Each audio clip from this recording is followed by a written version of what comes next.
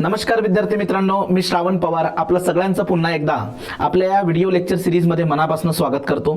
तर मित्रांनो, ह्या लेक्चरमध्ये आपण टोटल प्रेशर आणि सेंटर ऑफ प्रेशर या टॉपिकवरचे न्यूमेरिकल क्वेश्चन सॉल्व्ह करून घेणार आहोत। हे प्रश्न थेरी एक्झाममध्ये 5 किंवा 6 मार्काला विचारले जात असतात, हे लक्षात घ्या। खूप सोपे प्रश्न आहेत आणि मी या अगोदर पण सांगितलं, मागच्या व्हिडिओ लेक्चरमध्ये पण सांगितलं की इथं कोणत्याही प्रकारचा प्लेन लॅमिना असू शकतो, तर त्या प्लेन लॅमिनाचा तुम्हाला एरिया माहिती पाहिजे, त्याचं सेंट्रोइडचं लोकेशन आणि त्यासोबत त्याचा moment of inertia about centroidal axis. Mostly प्रश्न विचारताना rectangular, square, triangle, circle, trapezium या टाइपचे तुम्हाला प्लेन लॅमिना भेटतील आणि यांचा तुम्हाला सीजी, एरिया आणि moment of inertia about centroidal axis माहिती पाहिजे। ओके, तर चला आता या प्रश्नाला आपण सॉल्व्ह करूयात। या क्वेश्चनमध्ये कोणता प्लेन लॅमिना आहे ते दिलाय ते बघूयात। आधी सगळा गिवन डेटा लिहायचा आणि ह्या प्रश्नात जो काही प्लेन लॅमिना येईल, तुम्हाला जरी त्याचं बेसिक माहिती नसेल तरी सुद्धा काळजी करू नका, मी तुम्हाला सांगणारच आहे। तर बघा, सगळ्यात आधी आपण सुरुवात करूया। जे काही गिवन आहे ते रीड करत पॅरलली तो गिवन डेटा आपण लिहित जाऊयात। तर बघा, सुरुवात करतो आता मी। सो ए स्क्वेअर प्लेट, या ठिकाणी कोणत्या प्रकारची प्लेट आपल्याला दिलेली आहे? Square plate. So given data यामध्ये आपल्याला सगळ्यात आधी काय प्रोव्हाइड केलंय बरं? Square plate. सो या ठिकाणी आपल्याला स्क्वेअर प्लेट प्रोव्हाइड केलेली आहे। तर ह्या स्क्वेअर प्लेटचा आपल्याला डायगोनल दिलेला आहे जो की 1.5 मीटर आहे। तर यामध्ये डायगोनल आपल्याला दिलेला आहे जो 1.5 मीटर आहे। आता स्क्वेअर आल्यामुळे मी ह्या स्क्वेअरच्या रिलेटेड सगळं काही बेसिक तुमच्यासोबत शेअर करतो। तुम्ही सगळ्यांनी व्यवस्थित लक्ष द्या, ते समजून घ्या, ते रफ मध्ये कुठेतरी लिहून सुद्धा ठेवा, कारण ते गरजेचं आहे। मित्रांनो बघा, आता हा स्क्वेअर तुम्हाला माहिती असेलच, तुम्हाला नक्की माहिती असणार, पण जर नसेल माहिती तर तुम्हाला फायदा होईल। हा स्क्वेअर आहे, सपोज त्याची साइड आहे A is the side of the square. ठीक आहे, ही ए जर का त्याची साइड असेल तर सगळ्या बाजू त्याच्या ए आणि ए असतील।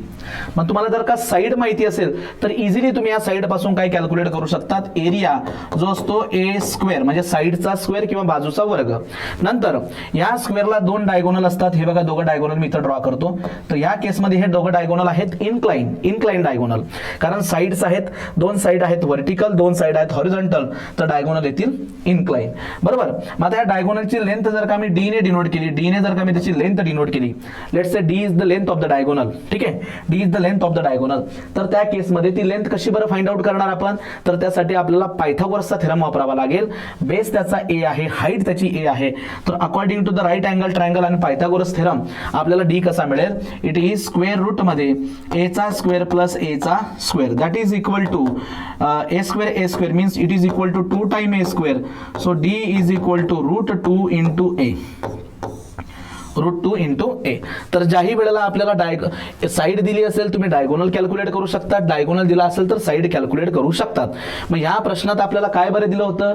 आपल्याला ह्या प्रश्नामध्ये दिलं होतं मित्रांनो डायगोनल। सो डायगोनल जर दिलाय, so therefore what about the side of square plate, क्या लिखेंगे हम? बोलिएगा। सो साइड काय असेल ना, मग त्याची बघा लक्ष द्या। Side A is equal to, इथून साइड काय लिहिणार मग तुम्ही? A, it is D divided by √2 आणि डी दिला आपल्याला 1.5 मीटर डिवायडेड बाय √2। इझिली तुम्हाला कॅल्क्युलेटर अलाउड आहे, तुम्ही कॅल्सी घ्या आणि कॅल्सीचा वापर करा आणि ह्या प्रश्नाचं उत्तर सांगा मला काय येतं बरं? 1.5 डिवायडेड बाय √2, याचा आन्सर येतं मित्रांनो 1.06। सो हा किती येतोय? सो देयरफॉर या ठिकाणी डायरेक्टली आपल्याला ए किती मिळाला? 1.06 मीटर। मग हे काय बरं झालं त्याचं? हे बघा, ही आली साइड। म्हणजे ज्यावेळेस तुम्हाला साइड माहिती असेल, साइडचा स्क्वेअर कॅल्क्युलेट करून तुम्ही एरिया कॅल्क्युलेट करू शकतात इझिली, जे आपण पुढे बघूयात। ठीक आहे, मग म्हणजे कळलं तुम्हाला, ए जर का साइड असेल तर डायगोनल कसा काढायचा, डायगोनल वरनं साइड कशी काढायची, एरिया कसा काढायचा, इथपर्यंत ओके। आता where is the location of centroid? सेंट्रॉइडचं लोकेशन कुठे असेल? तर मित्रांनो, ज्या ठिकाणी दोघं डायगोनल इंटरसेक्ट करतात, that point is known as a centroid for rectangle किंवा स्क्वेअर। मग या सेंट्रॉइड मधून पास होणारे जे ऍक्सिस असतात, एक ऍक्सिस मी दाखवतो व्हर्टिकल, बरोबर, आणि हा दुसरा ऍक्सिस दाखवतो horizontal. So the axis which is passing through the centroid it is known as a centroidal axis. Centroidal axis म्हणतात. आणि या सेंट्रॉइडल ऍक्सिसच्या अबाउट मोमेंट ऑफ इनर्शिया सांगतो तुम्हाला मी. हा व्हर्टिकल आहे ना, जी काही साईड असते, साईड आहे इथं ए, तर ए चा power 4 divided by 12 it is moment of inertia about vertical axis. त्यासोबतच moment of inertia about horizontal centroidal axis. Sir हा मोमेंट ऑफ इनर्शिया तुम्ही लक्षात घ्या, a⁴ divided by 12, a⁴ divided by 12. तर स्क्वेअर जर का लॅमिना असेल, स्क्वेअर जर का प्लेट असेल, तर काय काय माहिती असलं पाहिजे, एरिया माहिती असला पाहिजे, त्याचं सेंट्रॉइडचं लोकेशन कुठे असणार, आता टॉप पासून a/2, बॉटम पासून a/2, लेफ्ट पासून a/2, राईट पासून a/2.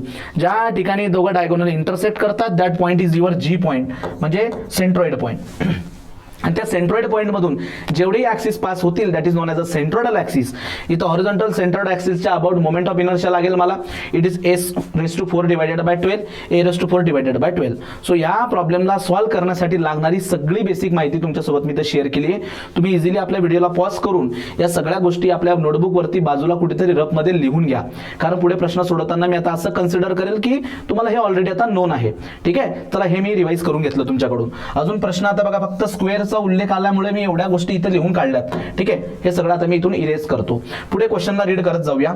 अजून क्वेश्चन पूर्ण कंप्लीट झालेला नाही आपला. सो झालं, it is emerge in water with its diagonal is vertical. बघा कशा पद्धतीने याला प्लेस केलंय वॉटर मध्ये, तुमच्या लक्षात येते का? डायगोनल व्हर्टिकल म्हणजे अशी सिच्युएशन आहे, diagonal is vertical, diagonal is vertical. मग एक डायगोनल व्हर्टिकल येणार, एक डायगोनल व्हर्टिकल येणार आणि दुसरा डायगोनल हॉरिझॉन्टल येणार, लाईक दॅट. ठीक आहे, मग बघा साईड कशा असतील आता, ही साईड, ही साईड, ही साईड आणि ही साईड. हा अशा पद्धतीने दिसेल तुम्हाला. ठीक आहे, हा अशा पद्धतीने. सो डायगोनल आर व्हर्टिकल, बरोबर, हे डायगोनल्स हे अशा पद्धतीने. पुढे अप्पर कॉर्नर जो आहे it is 0.5 metre below the free surface of water. Upper corner मित्रांनो it is known as a upper corner. आणि इथं कुठेतरी फ्री सरफेस असेल, free surface. Free surface means what? The water surface on which atmospheric air is acting, किंवा the surface of water which is in contact with the atmospheric air. याच्यावरती जो काही pressure असतो that is the atmospheric pressure. तर हा जो काही प्रकार आहे तुमच्या लक्षात येतोय का? हा जो टॉपचा कॉर्नर आहे हा फ्री सरफेस ऑफ वॉटरच्या खाली किती आहे म्हटलं बघा, 0.5 मीटर, 0.5 मीटर. ठीक आहे, 0.5 मीटर. मग आता पुढे calculate the depth of the centre of pressure. काय कॅल्क्युलेट करायचं आपल्याला? The depth of the centre of pressure from free surface, ज्याला म्हटलं जातं मित्रांनो H बार. सो आपल्याला H बार कॅल्क्युलेट करायचं आहे. आणि त्यासोबतच पुढचा प्रश्न काय, calculate the hydrostatic force in kilo Newton, म्हणजेच काय टोटल प्रेशर. तो आपल्याला कॅल्क्युलेट करायचं P in kilo Newton, kilo Newton. ह्या गोष्टी आपल्याला फाइंड आउट करायच्या आहेत. आता ही फिगर तुमच्या समोर आहे, मला काही प्रश्नांची उत्तर द्या. याचा सेंट्रॉइड जो असेल जी ह्या लोकेशनला असेल, तर याचं जे काही डिस्टन्स असेल फ्री सरफेस पासून त्याला आपण काय बरे म्हणतो? It is known as our X bar. फॉर्म्युलामध्ये लागणारा जो एक्स बार आहे तो आपण इथे कॅल्क्युलेट करणार, हा एक्स बार. याचा एरिया मी सहज कॅल्क्युलेट करू शकतो, एरिया इज इक्वल टू ए चा स्क्वेअर, आणि ए सुद्धा मला भेटलेला आहे. यासोबतच याचा मोमेंट ऑफ इनर्शिया जो काही असेल, moment of inertia about the centroidal axis that is IG, तो किती असणार मित्रांनो moment of inertia? Sir it is a⁴ divided by 12 तुम्ही सांगितला थोड्या वेळापूर्वी. तर या सगळ्या गोष्टी आता आपल्याकडे आहे. ही डायग्राम ड्रॉ करून घ्या आणि मग 1 बाय 1 एक गोष्ट मी इथं तुम्हाला सांगत जातो. द्या लक्षात बघा. तर नंबर 1 ही डायग्राम आपल्याकडे आहे. ही स्केच जी इथं ड्रॉ केलेली मी, ही स्केच इथंच राहू देतो. ठीक आहे, आणि त्याला मी पुढच्या पेजवर कॉपी सुद्धा करतो. इथून नेक्स्ट पेजवर जाऊया, पेस्ट. ठीक आहे, याचा रेफरन्स घेऊन आता जे काही लिहेल मी सगळं काही याचा रेफरन्स घेऊन येणार. स्टेप नंबर 1, सगळ्यात आधी स्टेप नंबर 1 मध्ये मी म्हणतो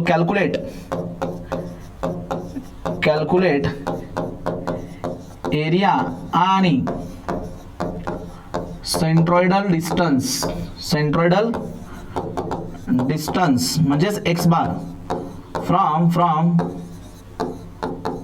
फ्री सरफेस. शाबाश. चलो अब निकालेंगे हम area. What is the area then? Area A is equal to side square. आणि बोला प्रिव्हियसली आपण साइड किती फाइंड आउट केली आहे? It is 1.09. सो 1.09 या 06 1.06 चा जर का स्क्वेअर केला तर बघा तुमच्याकडे आन्सर काय येतं? So 1.06 square that is equal to 1.112 1.1236 metre square ठीक आहे. सो 1.06 इंटू 1.06 1.1236 हा झाला एरिया. नंतर सेंट्रोइडल डिस्टन्स, सो एक्स बार. सो ऑलवेज रिमेंबर हा एक्स बार कुठून कुठपर्यंत असतो राजांनो? एक्स बार म्हणजेच काय? टॉप सरफेस पासून, फ्री सरफेस पासून. मग बघा फ्री सरफेस पासून इथून इथपर्यंतची हाईट किती आहे? 0.5 मीटर 0.5 मीटर बरोबर. प्लस प्लस याचा जो काही डायगोनल असेल डायगोनल त्याचा डिवायडेड बाय मला करावा लागेल 2 म्हणजेच काय 0.5 मीटर आणि डायगोनल किती त्याचा प्रश्नात दिलेला आहे 1.5 मीटर. सो बघा हा 1.5 डिवायडेड बाय 2 आणि याचा आन्सर कॅल्क्युलेट करा.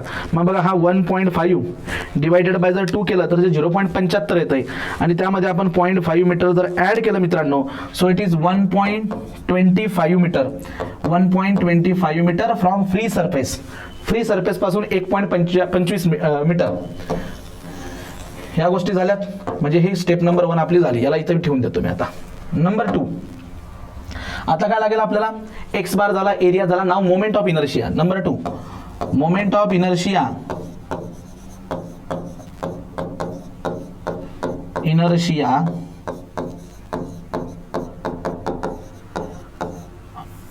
अबाउट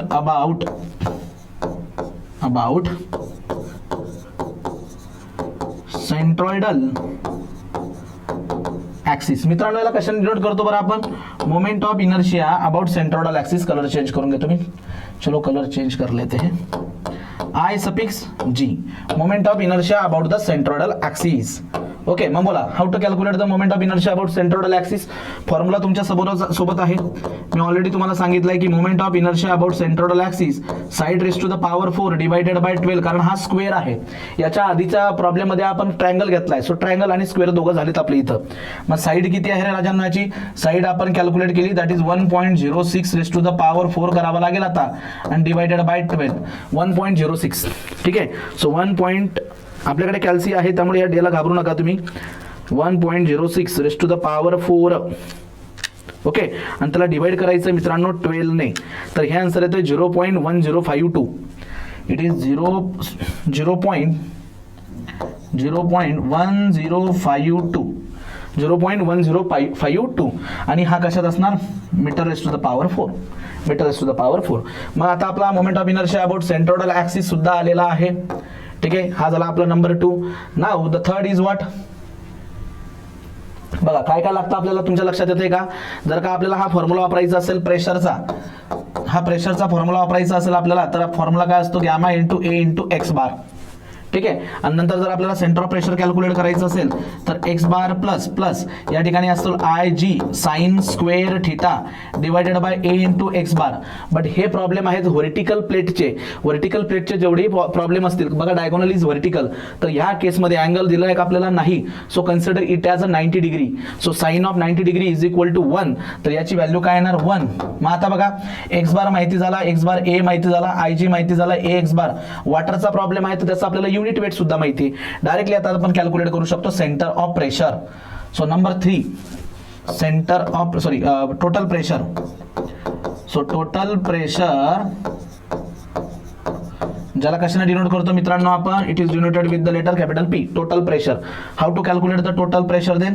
हे बघा total pressure P is equal to gamma बरोबर. नंतर एरिया आणि नंतर एक्स बार.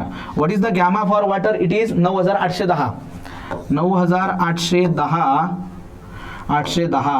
नंतर area. What is the area? आता मी एरिया कॅल्क्युलेट केलाय तो आहे बघा ऍज इट इज घेऊ त्याला 1.1236 आणि एक्स बार किती आला राजांनो? एक्स बारची व्हॅल्यू आली 1.25 मीटर. हे सगळ्या गोष्टी न्यूटन आणि मीटर मध्ये आहेत त्यामुळे जो प्रेशर येणार तो न्यूटन मध्ये येणार. न्यूटन मध्ये मग मी हे कॅल्क्युलेशन करतो. 9810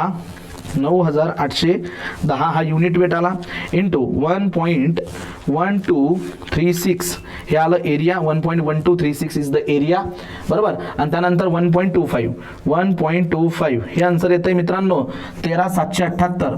13778 145 Newton.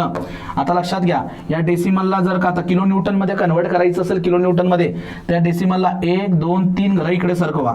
So P is equal to 13.778 पर्यंत लिहूया आपण, आणि इट इज किलो न्यूटन, कारण प्रश्नात सांगितलेलं आहे किलो न्यूटन मध्ये कन्वर्ट करा. मग हा आला आपला total pressure. So total pressure पण आपण कॅल्क्युलेट करून झालं. आता राहिला फक्त शेवटचा टप्पा, ज्याच्यामध्ये आपल्याला कॅल्क्युलेट करायचं आहे सेंटर ऑफ प्रेशर. हे झालं total pressure. Next number 4, centre of pressure. काही विद्यार्थी म्हणतील की सर मागच्या प्रश्नामध्ये तुम्ही टोटल 5 स्टेप लिहिल्या होत्या, इथं तर 4 स्टेप आल्या, कारण त्या प्रश्नामध्ये ऑइल दिला होता, त्याची आपल्याला स्पेसिफिक ग्रॅव्हिटी दिली होती, तर त्याला आपल्याला युनिट वेट मध्ये कन्वर्ट करण्याची गरज पडते. या ठिकाणी वॉटर आहे, इझिली युनिट वेट आपल्याला माहिती असतं. So what is the centre of pressure, याला आपण कसे डिनोट करतो, H बार. H बारने आपण डिनोट करत असतो. Then how to calculate the centre of pressure, then formula लिहा त्याचा. So centre of pressure, therefore centre of pressure H bar is equal to x bar plus plus IG, moment of inertia about G, त्यानंतर sine square theta तर मी परत लिहित नाही because व्हर्टिकलचा problem आहे, divided by A into x bar. Substitute करा सगळ्या व्हॅल्यू. x बारची व्हॅल्यू किती आहे 1.25, x बार किती आला आपला 1.25 मीटर, प्लस IG किती आहे राजांनो, moment of inertia 0.1052 divided by area किती आहे 1.1236 आणि 1.25. चलो या सगळ्या व्हॅल्यूज आपण आता इथे यूज करूया. 0.1052 डिवायडेड बाय 1.1236, ठीक आहे, अगेन डिवायडेड बाय 1.25. ओके, आणि यात ऍड करायचं आहे मला 1.25. So the answer is 1.3249. So it becomes 5 metre. हा H बार. आणि ऑलवेज रिमेंबर, हा H बार कुठून असतो, हा H बार असतो फ्री सरफेस ऑफ वॉटर पासून. तर H बार म्हणजेच काय, सेंटर ऑफ प्रेशर आला from free surface of water, from free surface of water. तर हे 0.5 मीटर डिस्टन्स झालेलं आहे, त्याच्या खाली किती असणार तो, आता याच्यातनं जर का मी -0.5 केलं तर 0.8, म्हणजे याच्या खाली आणखी 0.8 वरती तुमचं सेंटर ऑफ प्रेशर असणार. ठीक आहे, तर अशा पद्धतीने हा कंप्लीट क्वेश्चन सॉल्व्ह करायचा 5 मार्काला किंवा 6 मार्काला विचारला जाईल. ऐका, लक्षात येत आहे तुम्हाला. तर ही झाली आपली स्टेप नंबर 4. आणि ही त्याची डायग्राम आहे. ही डायग्राम एक रेफरन्सला तुम्ही ड्रॉ करायचीच बरं. ही डायग्राम जी आहे रेफरन्ससाठी ड्रॉ करून ठेवायची, म्हणजे चेक करताना एक्झामिनरला सगळ्या गोष्टी क्लिअर होतात की मुलाला हे सगळं काही कळलेलं आहे. आधी तुम्ही काय करा, आता मी मागची स्लाइड तुम्हाला दाखवतो, व्हिडिओ प्रॉपर पॉज करा, सगळ्या गोष्टी व्यवस्थित लिहून घ्या. क्वेश्चन, गिवन डेटा, ती डायग्राम पण व्यवस्थित ड्रॉ करा. आणि नेक्स्ट मग व्हिडिओ लगेच प्ले करायचा आणि हे सगळं काही तुम्ही लिहून घ्या. Area, centroidal distance, moment of inertia about centroidal axis, total pressure आणि सेंटर ऑफ प्रेशर सुद्धा. हा झाला आपला प्रॉब्लेम नंबर 2. याच्यानंतर आता प्रॉब्लेम नंबर मी घेतो 3. हे तिघे पर्पजफुली मी प्रिव्हियस इयर क्वेश्चन घेतलेले आहेत. आता या ठिकाणी सर्क्युलर प्लेट बद्दल आपण डिस्कस करू. सगळ्यात आधी ट्रायंगल, नंतर मी घेतला स्क्वेअर, आता सर्क्युलर प्लेट. ठीक आहे, चलो गिवन डेटा नेहमीप्रमाणे आता आपण लिहून घेऊया.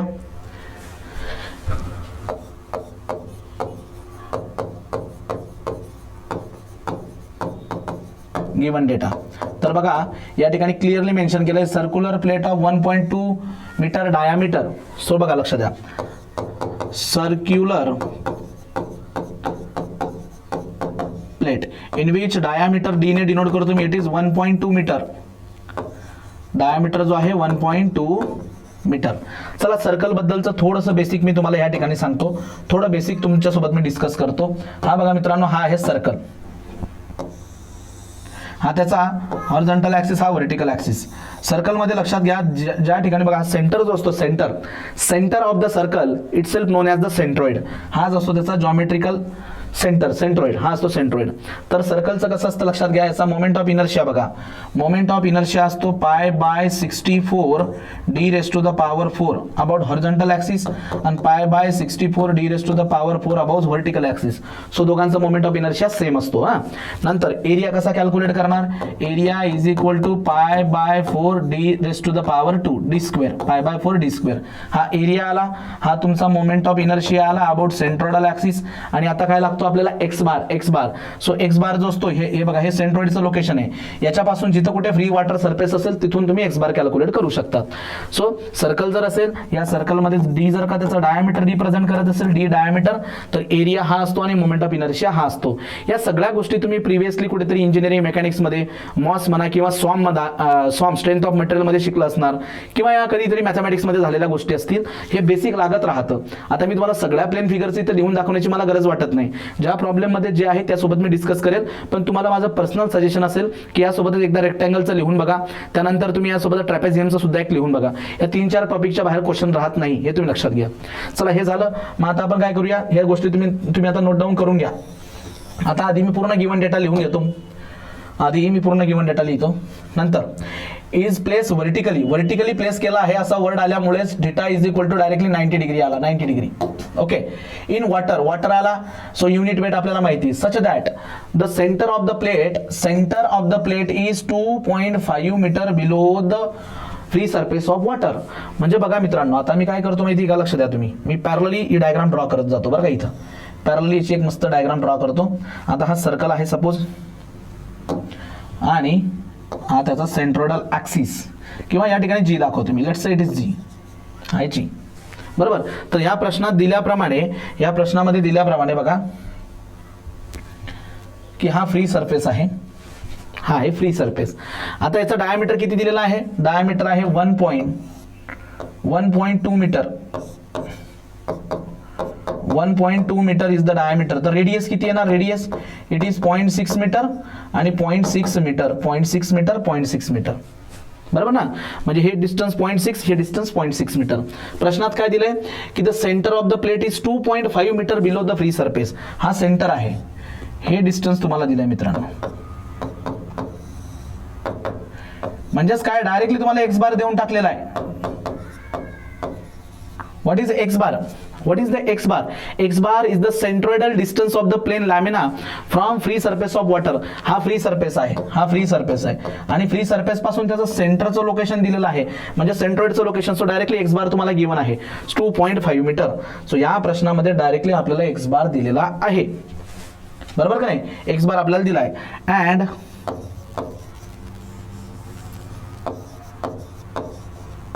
एक्स बार किती दिलाय तो, 2.5 मीटर. डायरेक्टली दिलाय. पुढे डिटरमाइन द टोटल प्रेशर. काय कॅल्क्युलेट करायचं आपल्याला, टोटल प्रेशर P, आणि त्यासोबतच आणखी असेल depth of centre of pressure, म्हणजेच काय H bar, centre of pressure. या दोघं गोष्टी कॅल्क्युलेट करायच्या. मग बघा, हे आपल्याला आता रेडीमेड आपल्याला गोष्टी भेटलेल्या आहेत, त्याला मी इथं बाजूला ठेवून देतो. याला मी इथं ठेवतो, ठीक आहे. चला, number one area and centroidal distance from free surface. मग बोला, what is the area, how to calculate the area. Sir, area A जो की सर्कलचा असतो π/4d². So therefore area is equal to π/4. Diameter किती दिलाय प्रॉब्लेम मध्ये, इट इज 1.2 चा स्क्वेअर. ओके, 1.2 चा स्क्वेअर. सो 1.2, जस्ट 1 मिनिट, हा 1.2 इंटू 1.2, आणि त्याला पायने पण मल्टिप्लाय करावं लागेल, इंटू पाय डिवायडेड बाय 4. तर हे आन्सर येते 1.13 मीटर स्क्वेअर. ओके. नंतर सेंट्रोइडल डिस्टन्स एक्स बार, जो की डायरेक्टली प्रॉब्लेम मध्ये गिवन आहे 2.45 मीटर. एक्स बार काय असतं रे, तो प्लेन लॅमिना जो आहे त्याचं सेंट्रोइडचं डिस्टन्स फ्रॉम फ्री सरफेस. पण इथं ऑलरेडी दिलेलं आहे की द सेंटर ऑफ प्लेट, या प्लेटचं जो काही सेंटर आहे म्हणजे CG point below the free surface, 2.5 metre below the free surface, म्हणजे एक्स बार दिलेला आहे. हे झाली आपली स्टेप नंबर 1. आता स्टेप नंबर 2 मध्ये तुम्ही काय कॅल्क्युलेट करणार. Number 2, that is moment of inertia. Moment of inertia about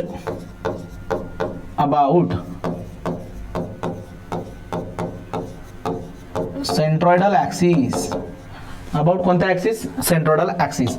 याला डिनोट करतो आपण आय सफिक्स जी ने. What is the formula sir, moment of inertia about centroidal axis pi by 64 D raise to the power 4. So हा pi by 64 आणि diameter आहे 1.2 त्याचा power 4. बघा याचा आन्सर किती येतं ते. सो 1 पॉइंट ब्रॅकेट टाकतो 1.2 त्याचा पॉवर आला 4 ओके इंटू याला मल्टिप्लाय करावं लागेल पायने आणि डिवायडेड बाय 64. याचा आन्सर येतं मित्रांनो 0.10 ओके 0.102 म्हणूया 0.102 mm रेस टू किंवा metre raise to the power 4. Actually तो आहे असा आहे बघा, ॲक्च्युअल आन्सर असं आहे त्याचं 0.1017. तर हा 7ला मी इथं राऊंड अप करून घेतो आणि इट इज 0.102. ठीक आहे, हे राऊंड अप पण करायला तुम्हाला आलं पाहिजे. मग आता हा मोमेंट ऑफ इनर्शिया झाला. मग सगळ्या गोष्टी आपल्याकडे आलेल्या आहेत. मोमेंट ऑफ इनर्शिया आला, एरिया आला, सेंट्रोइड आला. Now the centre of pressure number 3 किंवा टोटल प्रेशर. टोटल प्रेशर कशाने डिनोट करतो आपण, पी ने. So total pressure P is equal to बोलो मग टोटल प्रेशर पी किती असणार मग, P is equal to unit weight then area आणि एक्स बार यांचं प्रोडक्ट. सो युनिट वेट 9810 कारण वॉटर आहे, लिक्विड जे आहे ते वॉटर आहे. एरिया किती आला मित्रांनो, याचा एरिया 1.13 आणि यासोबत ऑलरेडी आपल्याला एक्स बारचं अंतर दिलेलं आहे 2.5. चला हे कॅल्क्युलेशन करूया. सो 9810 इंटू 1.13 इंटू 2.5 हे आन्सर येतंय राजांनो 2771 3.25. पण नेहमी लक्षात घ्या हे अंतर हे कशात येतं आपल्याला, न्यूटन मध्ये. आता याला किलो न्यूटन मध्ये कन्वर्ट करायचं, डेसिमल 1 2 3 घरा इकडे उद्या 27.713 किलो न्यूटन. चला टोटल प्रेशरचं काम झालं, टोटल प्रेशर पण झालं. आता राहिलं आपलं फक्त centre of pressure. Total pressure झालं. Next number 4